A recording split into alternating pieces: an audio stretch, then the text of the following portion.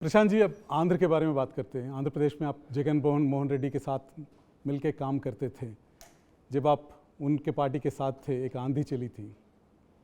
अब क्या माहौल दिखाई दे रहा है आंध्र प्रदेश में? नहीं, 2019 में जगन मोहन रेड्डी को वाईएसआरसीपी को बहुत बड़ी जीत मिली, वो तो हिस्ट्री में है, दर्ज है। लेकिन इन चुनावों को लेकर आंध्र में चूंकि मैं जुड़ा रहा हूं, तो मैंने पहले, आज से 3-4 महीना पहले भी कहा है कि जहां तक मेरी समझ है, आंध्र प्रदेश में जगन मोहन रेड्डी की बड़ी हार होने जा रही है। और ऐसा आज मैं चुनाव के समय नहीं बोल रहा हूं। 1-1.5 साल पहले जब जगन मोहन रेड्डी मेरे से आकर दिल्ली में मिले, तब भी मैंने उनको कहा कि मेरी समझ से इस बार आपकी बड़ी हार होगी। Obviously he will not agree. लेकिन मीडिया का कहना है, लोगों का कहना है, कुछ चीज़ बिगड़े हैं आपके और जगन मोहन रेड्डी के बीच में। नहीं, वजह से हमारा जगन मोहन रेड्डी से क्या बिगड़ेगा? हमारी तो उनसे दोस्ती है, अच्छा संबंध शुरू से रहा है। जो लोग मुझे जानते हैं या आंध्रा की पॉलिटिक्स को फॉलो करते हैं, उनको मालूम है कि आंध्रा के रिजल्ट के बाद मैं कभी जीवन में आंध्रा में वापस आया ही नहीं हूँ। तो बनना बिगड़ना क्या है, मैं तो अपना काम बिहार में कर रहा हूँ। लेकिन जगन मोहन रेड्डी आज से 1-1.5 साल पहले इन चुनावों को लेकर मेरे से मिलने दिल्ली आए थे। मेरी मुलाकात, लंबी बात भी हुई थी। मेरा अपना नज़रिया ये था कि जिस तरह से सरकार चली है, उनके लिए बहुत बड़ी चुनौती होगा इस बार चुनाव जीतना। जगन मोहन रेड्डी अपनी, उनकी जो समझ है उसके अनुसार उनको लगता था कि इस बार तो कोई लड़ाई है ही नहीं, जीत हार छोड़िए, हम तो 175 सीट जीत सकते हैं। तो मेरा अंतिम उनको यही था कि भाई अगर आप जीत ही रहे हैं और आपको लगता है कि आप 175 जीत जाएंगे तो बहुत अच्छा है, जाके चुनाव लड़। अच्छा, ये बता दीजिए, जगन मोहन रेड्डी ने क्या गलती किया ताकि उतनी बड़े मेजॉरिटी से आप बता रहे कि हार की ओर बढ़ रहे हैं? मैं आपको बता रहा हूँ, गलती कोई एक नहीं करी है। जैसा आपने ठीक कहा कि इतनी बड़ी हार के, इतनी बड़ी जीत के बाद अगर आप 4 साल या 5 साल में हार के कगार पर खड़े हैं, तो you must have done series of blunders. जो सबसे बड़ी बात जो जगन मोहन रेड्डी ने गलती करी है कि he has started treating himself like a provider. He is a self appointed provider of Andhra people. Democracy में people elect leaders, they don't elect their kings, they don't elect their providers. Some leaders, it's not only true for Jagan Mohan Reddy. कुछ नेताओं को ऐसा लगता है कि अब मैं बन गया यहाँ। आपका कहना यह है कि जगन मोहन रेड्डी को सत्ता का चस्का लग गया और अहंकारी हो गई? नहीं, अहंकार तो बात की बात है। ये समझना कि मैं राज्य के मुखिया के तौर पे मुझे मालूम है कि जनता को क्या चाहिए। जगन मोहन रेड्डी ने यह तय कर लिया कि उनकी समझ से आंध्र की जनता को कुछ नहीं चाहिए, सिर्फ डीबीटी चाहिए, सिर्फ कैश ट्रांसफ़र चाहिए। मैं कैश ट्रांसफ़र करता रहूँगा, सड़क बने ना बने, रोजगार मिले ना मिले, लोगों की आर्थिक स्थिति बिगड़ जाए, खराब हो जाए, लॉ एंड ऑर्डर खराब हो जाए, आंध्रा देश का ऐसा राज्य बन जाए जिसकी कोई राजधानी नहीं है, लोग मुख्यमंत्री से मिल नहीं सकते हैं, मुख्यमंत्री कभी पब्लिक में दिखते नहीं। इन बातों से मतलब नहीं भाई, मैं यहाँ राजा के कुर्सी पे बैठा हुआ हूँ। मानते नहीं कि वेलफेयर बहुत, मैं अब आ रहा हूँ उस पर, अहम चीज़ है। नहीं, welfare without, in absence of aspiration has got no meaning. यही तो फर्क है लीडर में और प्रोवाइडर में। पुराने जमाने में जो लोग राजा होते थे वो भी तो अपने समाज का भला करते थे। उसमें और डेमोक्रेटिकली इलेक्टेड लीडर में फ़र्क क्या है? डेमोक्रेटिकली इलेक्टेड लीडर का काम यह है कि जिसको वेलफेयर की ज़रूरत है उसको वेलफेयर दिया जाए, जिसको पढ़ाई की ज़रूरत है उसको पढ़ाई दिया जाए, जिसको जॉब की ज़रूरत है उसको जॉब देने का प्रयास किया जाए। समाज के एस्पिरेशन और इमीडिएट नीड, सर्वाइवल और राइट, दोनों को बैलेंस करके चलना है। जगन मोहन रेड्डी ने बस वन वे स्ट्रीट बना लिया कि मैं पैसा हर महीने वेलफेयर के नाम पर लोगों को बांटता रहूँगा और लोग मुझे जीवन भर वोट देते रहेंगे, चाहे मुझे कर्ज लेके देना पड़े, चाहे मैं काम करूं न करूं, चाहे भ्रष्टाचार हो रहा हो, जब तक भाई तुम्हें तुम्हारा 5,000 रुपये मिल रहा है मेरे से सवाल मत पूछो।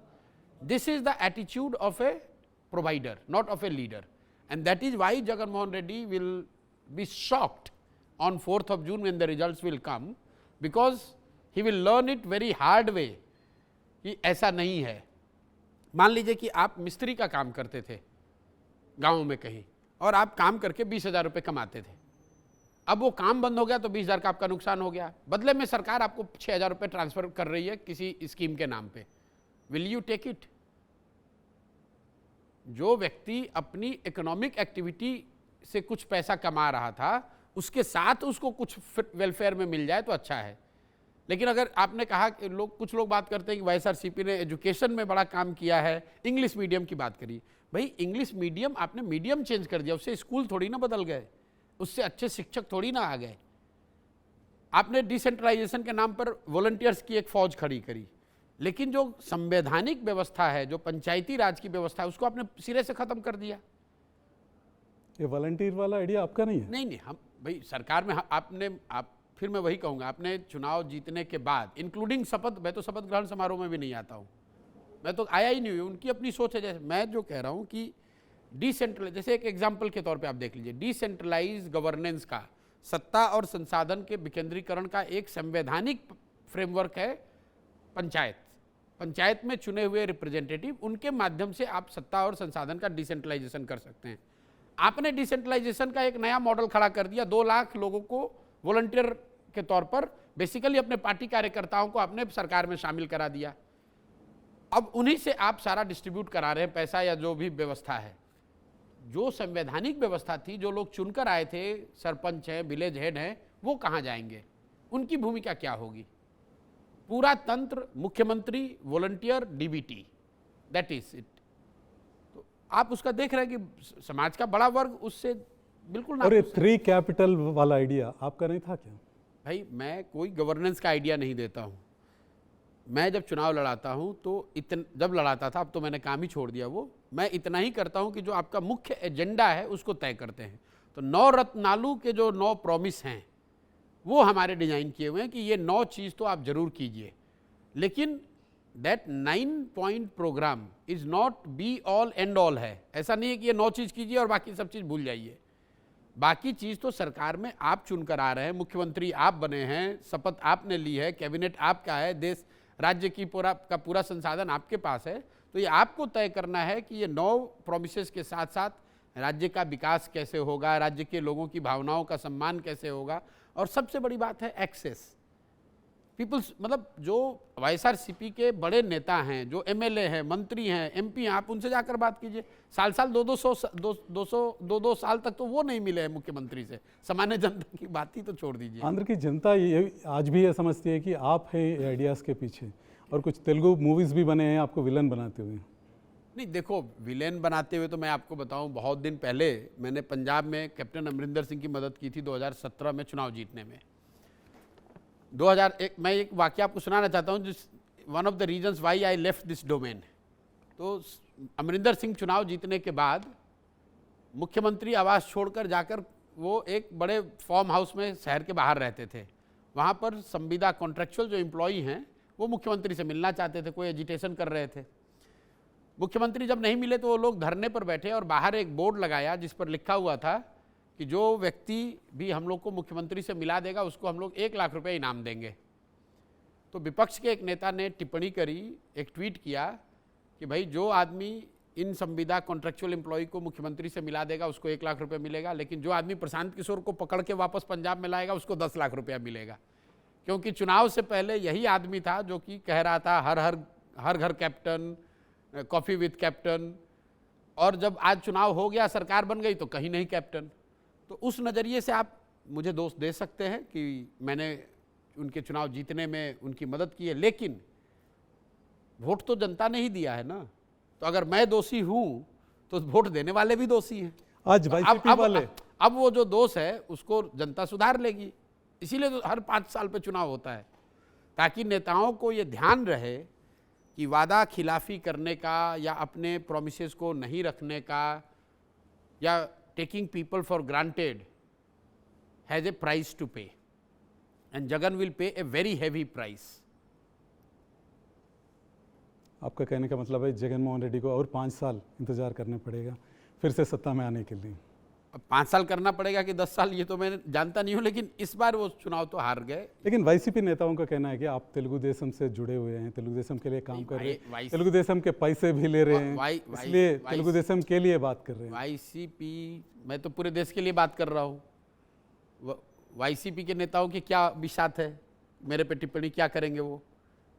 भाई बंगाल और तमिलनाडु के चुनाव जीतने के बाद 2 मई 2021 को राष्ट्रीय समाचार चैनलों पर सामने आकर मैंने कहा कि मैं अब आईपैक जो हमारी व्यवस्था थी इस काम को मैं छोड़ रहा हूं और आईपैक को छोड़ रहा हूं, मैं अपना काम बिहार करने जा रहा हूं। उसके बाद मैं 2 साल बिहार में पैदल चल रहा हूं, वो पब्लिक डोमेन में है। आईपैक का कोई भी कर्मचारी, कोई भी साथी, कोई भी ऑफिस ये बता दे अगर मैंने आईपैक के किसी ऑफिस में पैर भी रखा हो 1 मिनट के लिए भी, आईपैक आज भी काम कर रहा है वाईएसआरसीपी के साथ, मुझे उससे क्या लेना देना है भाई? आज आप और चंद्रबाबू नायडू के बीच में कोई रिश्ता नहीं है, नहीं। तो चुनाव के समय में हैदराबाद में क्या कर रहे हैं? नहीं, मैं आपको बता रहा हूँ, चंद्रबाबू नायडू से मेरा रिश्ता जो है वो तो मैंने पब्लिकली आपको बताया कि बंगाल चुनाव जीतने के बाद हम लोग के कुछ कॉमन फ्रेंड्स ने आपस में मीटिंग कराई और मैंने उस समय उनको कहा कि भाई आप मतलब जो 2019 में हुआ, मेरा कोई व्यक्तिगत आपसे झगड़ा नहीं है, वाईएसआरसीपी के साथ काम कर रहे थे, वो प्रोफेशनली जो काम करना था वो किया। इन चुनाव में मैं उनकी भी मदद नहीं कर रहा हूं और आपकी भी मदद नहीं करूंगा। बाकी रह गई बात, नेता जब मिलेंगे, अगर जगन मोहन रेड्डी भी आज आकर मिलेंगे मेरे से, तो बात तो लोग चुनाव और राजनीति की ही करेंगे। राहुल गांधी भी मिलेंगे तो वो भी बात करेंगे, यही बात करेंगे। चंद्रबाबू नायडू भी मिलेंगे तो वो भी चंद्रबाबू नायडू से जब बात करेंगे तो यही बात करेंगे, भाई चुनाव में क्या हो रहा है, राजनीति में क्या हो रहा है। लेकिन आप हैदराबाद में तो चंद्रबाबू नायडू चुनाव नहीं लड़ रहे हैं ना, चंद्रबाबू नायडू चुनाव लड़ रहे हैं आंध्र प्रदेश में। मुझे तो किसी ने आंध्र प्रदेश में नहीं देखा है, मैं तो आंध्र प्रदेश में नहीं गया हूँ। पिछली बार जब मैं वाईएसआरसीपी का अभियान यहाँ कर रहा था, उनकी मदद कर रहा था, तो पूरा आंध्र प्रदेश देख रहा था कि मैं क्या कर रहा हूँ सुबह से शाम तक। ठीक है, वो यहाँ के नेता हैं, अपना चुनाव लड़ें, देखें। 4 जून को पता चल जाएगा कि किसकी सलाह किसने मानी और किसने नहीं मानी और उसका खामियाजा क्या किसको बिता रहा। और मुझे कोई उससे मतलब भी नहीं है, मैं तो आपने सवाल पूछा उस नज़रिए से बता रहा हूँ। मुझे इससे मतलब नहीं कि वाईएसआरसीपी जीते कि टीडीपी जीते। वाईएसआरसीपी चुनाव हार, आप जैसे पूरे देश के बारे में पूछ रहे हैं। अब शर्मिला फैक्टर के बारे में क्या सोच रहे हैं? वो कांग्रेस की अध्यक्ष बनी हैं, प्रदेश कांग्रेस के अध्यक्ष बनी हैं, और विजयम्मा जो वाईसीपी की पूर्वाध्यक्ष हैं, वो समर्थन कर रही है शर्मिला की, आज ही स्टेटमेंट दी। देखिए, उनका फैक्टर कहाँ तक रहेगा इलेक्शन में? शर्मिला जी का यहाँ चुनाव लड़ना, अपने भाई के लिए जो बातें वो कह रही हैं, ये दिखाता है कि how many people have felt let down by Jagan and his approach और his conduct in last 5 years। यही शर्मिला रेड्डी हैं जो 2019 में जगन मोहन रेड्डी वाईएसआरसीपी के लिए रात दिन मेहनत करके उनके लिए प्रचार किया था। अब जिनके अपने माँ, अपनी बहन उनके खिलाफ खड़े हैं, मैं और दूसरे लोग क्या उस पर टीका टिप्पणी करेंगे? इन बेवकूफ़ों की इसी सोच से तो आज इस दशा में पड़े हैं कि 151 से 51 पर आने वाले हैं। इनकी दशा 51 पे आ जाएंगे। मैं आपको बता दे रहा हूँ, इनकी दशा होगी पुनर्मुसिको भवः, जहाँ से 2019 में इनको शुरू किया था वहीं पे आ जाएंगे। अब श्राप दे रहे हैं जगन को? बिल्कुल आप नहीं, ये मेरा असेसमेंट है। ये इस तरह के बयान देने वाले लोग, अगर 2019 में हम लोग कभी आगे बढ़कर कुछ बोलते नहीं हैं। मैंने हमेशा सामने से कहा है भाई कि हम लोग चुनाव कोई नहीं जिताते, चुनाव तो पार्टी जीतती है, नेता जीतते हैं, उनका प्रयास जीतता है। लेकिन 2019 में जिसने मदद करके आपको वहाँ पहुँचाया या आपके पहुँचाने में मदद की, कंधा लगाया, आप उसको गाली दे रहे हो, तो ये आपका कैरेक्टर दिखाता है। 5 बरस किसी की मदद से अगर कहीं पहुँच गए हैं तो एटलीस्ट बी ग्रेटफुल। गीता में एक बात कही गई है, there is no greater sin than being ungrateful. कृतज्ञता से बढ़कर कोई बड़ा अपराध है नहीं। और अगर आप अनग्रेटफुल हैं, not only towards Prashant Kishor, towards your own family, towards your sister, towards your mother, towards your voters, towards your supporters, you will pay the price and you will see YSRCP is going to pay the price. As a state, you are the custodian of all the resources. As a state head, people elect you to make use of that resource to create best opportunity, best future for the people, including taking care of immediate needs through the welfare means. It's not one versus other.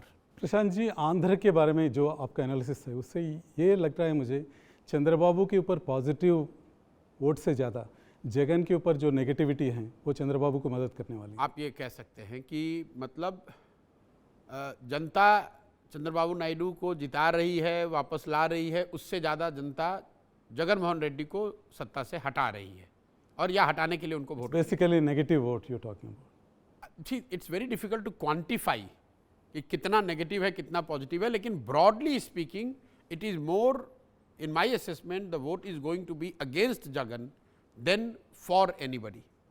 Thank you very much Prashant ji, आप studio आने के लिए, thank you. राय बताने के लिए धन्यवाद।